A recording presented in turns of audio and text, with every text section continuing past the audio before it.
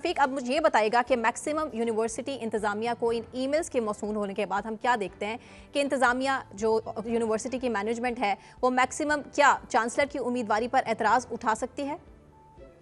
जी, बहुत शुक्रिया आपका।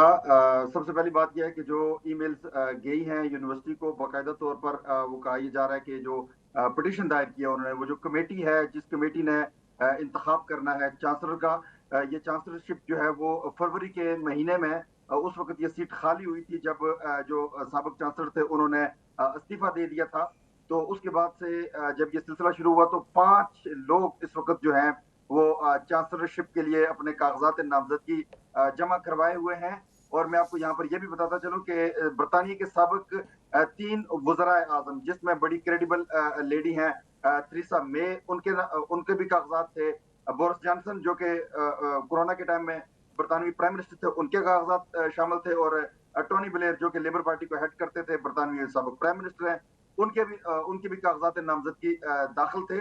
लेकिन ये तीनों जो हैं ये दौड़ से निकल चुके हुए हैं। 4 उम्मीदवारान के अलावा इस वक्त इमरान खान साहब का नाम है। लेकिन कहा यह जा रहा है जो यहाँ पर निगाह रखने वाले हैं, वाकफान हाल है, उनका यही कहना है कि जो खान साहब के ऊपर करप्शन के चार्जेस इल्जामात हैं पाकिस्तान में, जिस तरह आपने जिक्र किया कि वो जेल की सलाखों के पीछे हैं। बादी नजर में यही कहा जा रहा है कि यूनिवर्सिटी शायद अगले आइंदा आने वाले 10 साल के लिए ऐसा रिस्क नहीं लेगी कि वो खान साहब को चांसलरशिप का वो सिलसिला करें। और दूसरी बात यह है कि जो उनका रूल्स हैं उनके, उसके मुताबिक कोई भी शख्स ऐसा जो किसी असेंबली का मेंबर हो, नेशनल असेंबली का या प्रोविजनल असेंबली जो है कानून साज असेंबली, उसका अगर मेंबर होता है तो वो इस चांसलरशिप का अहल नहीं रहता।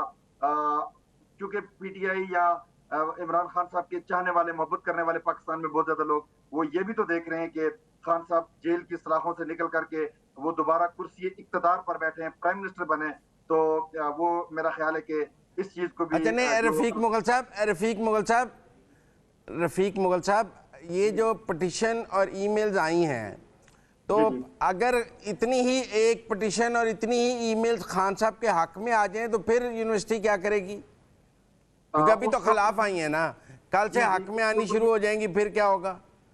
मुजम्मिल साहब उसके ऊपर भी काम खान साहब के जो चाहने वाले हैं वो कर रहे हैं। जुल्फी बुखारी बड़ा नाम है, इमरान खान साहब के पुराने रफीके कार हैं। उन्होंने एक लॉबिंग फर्म है उसको हायर कर रखा है, कॉलेज ग्रीन उस लॉबिंग फर्म का नाम है, वो अपना काम कर रही है।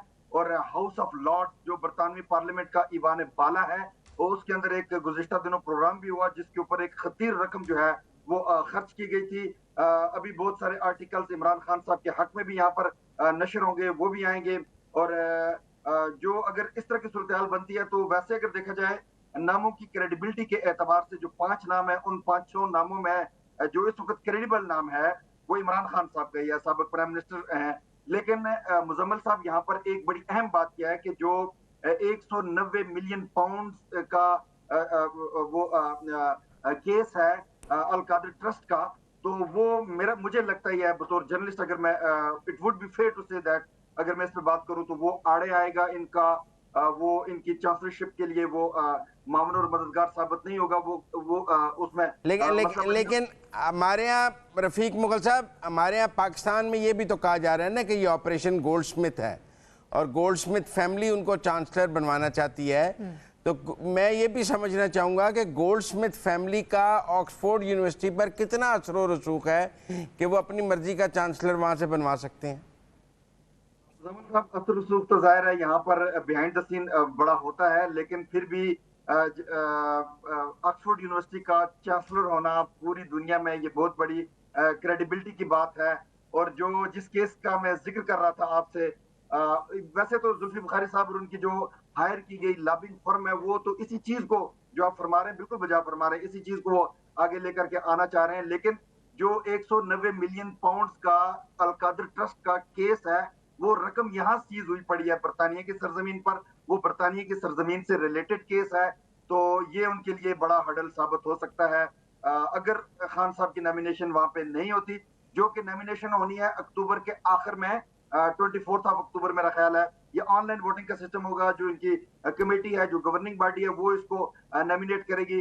तो उसके लिए मसला बनेगा। लेकिन अभी 6 वीक अभी यूके में इसके लिए पड़े हुए हैं, क्योंकि फर्स्ट वीक ऑफ अक्टूबर में शॉर्ट लिस्ट होंगे ये सारे नाम जो हैं। अच्छा रफीक, अभी 190 मिलियन पाउंड केस की आपने लेकिन बात की, आप उसका एक मिनट सना एक मिनट रफीक मुगल साहब, क्या कमेटी के पास इमरान खान को नाअहल करने का अख्तियार है, या ये वोटर की मर्जी है वो वोट डाले या ना डाले?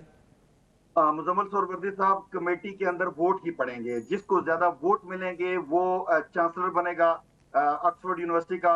अब हर शख्स अपना वोट देगा, वोट देने का वो राइट रखता है।